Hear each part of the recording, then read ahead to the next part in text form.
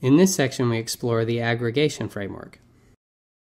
We start with a review of the aggregation framework, followed by single-purpose aggregation and building up to aggregation pipelines. We then go through an aggregation example and a review of expression operators to perform sophisticated data manipulations. This first video provides a broad look at the aggregation framework. The concepts we cover include how aggregation transforms and summarizes data.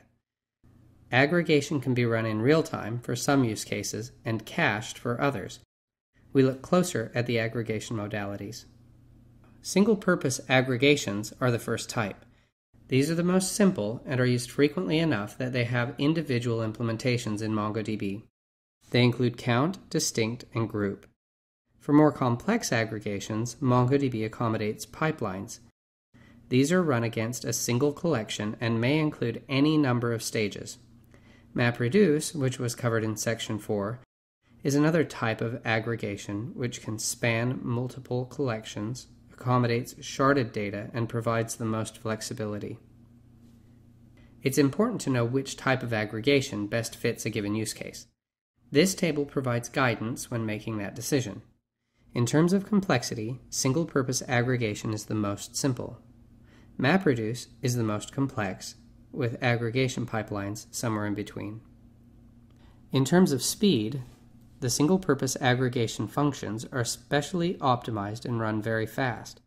The speed of both pipeline and MapReduce depend on the number of documents involved and whether they span collections or shards.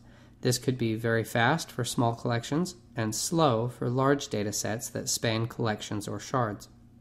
The utility of single-purpose aggregations is limited, while the pipeline is more broad and MapReduce is all-inclusive. Single-purpose aggregation can accommodate real-time queries. For small data sets with appropriate indexes, aggregation pipelines can be used in real time. For larger data sets, pipeline may be too slow. MapReduce always requires pre-processing. When selecting which type of aggregation to use, it's wise to follow these guidelines. Whenever a single-purpose aggregation accommodates application needs, use it.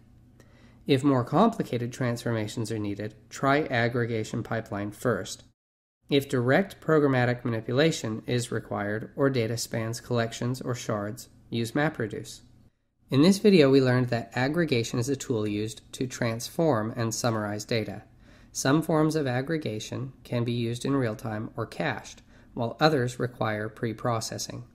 Modalities available include single-purpose, pipeline, and MapReduce.